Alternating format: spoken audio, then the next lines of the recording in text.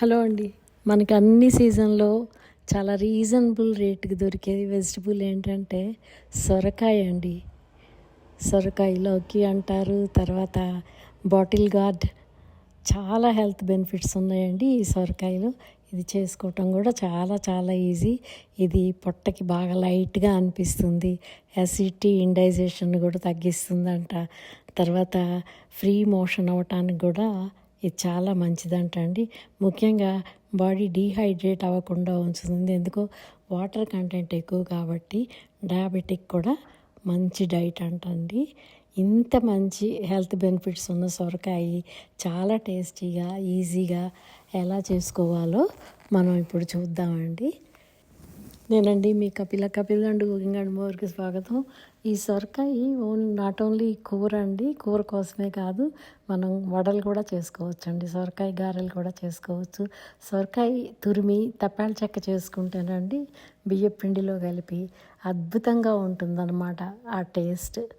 ఇంకా ఆలస్యం ఎందుకండి, దీనికి కావాల్సినవి ఏంటో మనం చూసేద్దాం.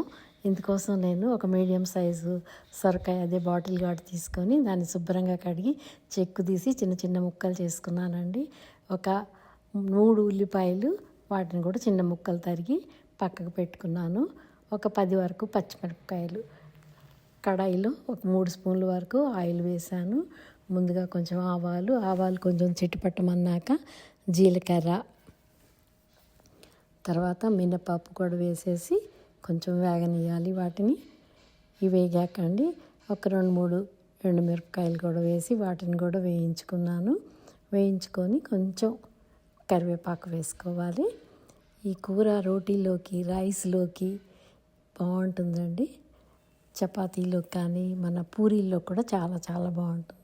ఎండుమిరపకాయలు వేసాక కొద్దిగా కరివేపాకు వేసేసి ఇప్పుడు కట్ చేసి పెట్టుకున్న ఆనియన్స్, పచ్చిమిరపకాయలు కొంచెం వేగనిద్దాము. నేను ఒక 10 పచ్చిమిరపకాయల దాకా వేసానండి. ఎందుకంటే మనం కారం చాలా తక్కువగా వేసుకోవచ్చు అన్నమాట. అప్పుడు వేయనట్టు వేస్తే కారం సరిపోతుంది. పచ్చిమిరపకాయలు కారమే టేస్ట్ ఉంటుంది. ఇప్పుడు 3 ఉల్లిపాయలు కూడా ఈ సైజు ముక్కలు కట్ చేసేసి ఇందులో వేసేసి మగ్గనిస్తున్నానండి. ఇవి వేగటం కాదండి, కొంచెం ఫ్లేమ్ తగ్గించేసేసి కొద్దిగా సాల్ట్ వేసి మూత పెట్టేస్తే బాగా మగ్గిపోతాయి అన్నమాట ఈ ముక్కలు. చాలా సింపుల్గా ఈజీగా చేసుకోవచ్చండి. కాకపోతే ఇందులో నేను ఒక ఇంగ్రీడియంట్ వేసాను, ఒక పొడి వేసాను. దానివల్ల టేస్ట్ అయితే చాలా అద్భుతంగా ఉంటుందన్నమాట. ఇప్పుడు చూడండి, కట్ చేసి పెట్టుకున్న సొరకాయ ముక్కలు కూడా వేసేసుకుంటాను. ఉల్లిపాయలు ఒక 2-3 నిమిషాలు కొంచెం వేగనివ్వాలి. ఉల్లిపాయలు వేగాక అప్పుడు ఈ సొరకాయ ముక్కలు వేసేసుకొని బాగా ఇలా కలుపుకోవాలన్నమాట. ఈ ముక్కలంతా బాగా ఆయిల్ పట్టాక కొంచెం పసుపు, టేస్ట్కి సరిపడా సాల్ట్. సొరకాయలో తొందరగా సాల్ట్ ఎక్కువైపోతుందండి, అందుకని చాలా జాగ్రత్తగా కొంచెమే సాల్ట్ వేసుకోవాలి. ఒకవేళ సాల్ట్ తక్కువైతే పర్వాలేదు, కానీ ఎక్కువైతే మాత్రం అసలు ఏమీ చేయలేం కదా. తక్కువైతే మళ్ళీ వేసుకోవచ్చు. ఇప్పుడు బాగా కలిపేసి మీడియం ఫ్లేమ్ కంటే ఇంకా తక్కువ అంటే లో ఫ్లేమ్లో సొరకాయ కానీ, దోసకాయ కానీ, బీరకాయ కానీ లో ఫ్లేమ్లో మగ్గబెడితే ఆ కర్రీ టేస్ట్ చాలా అద్భుతంగా ఉంటుందండి.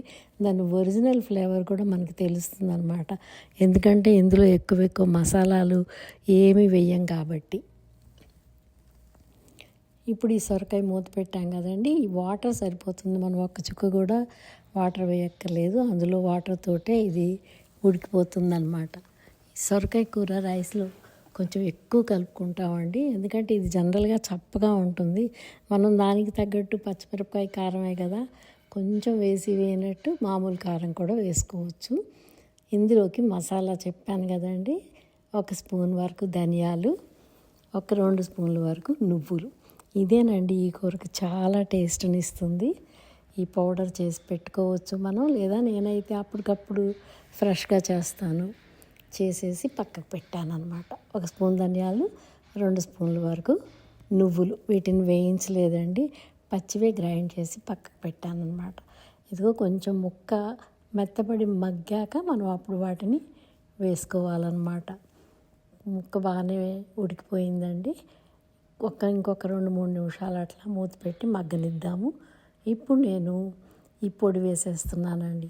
ఈ పొడి కూడా వేశాక కొద్దిగా ఒక చిన్న చాలా ఐస్ క్రీమ్ కప్పు స్పూన్ ఉంటుంది కదండి, అంత స్పూన్ కారం మాత్రమే వేశాను. వేసేసి బాగా కలిపేసి లో ఫ్లేమ్లో మూత పెట్టేసి ఇంకొక 3-4 మినిట్స్ ఉడికిస్తున్నానండి.